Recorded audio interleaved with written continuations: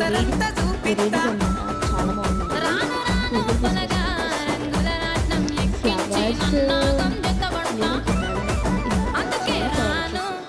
పెద్ద ఫ్లవర్స్ పెద్ద ఫ్లవర్స్ కూడా కింద కామెంట్ చేయండి.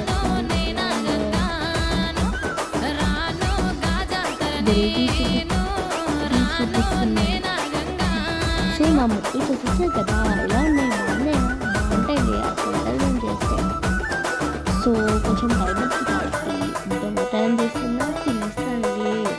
మీరేం రెడీ కాదండి. Bye bye.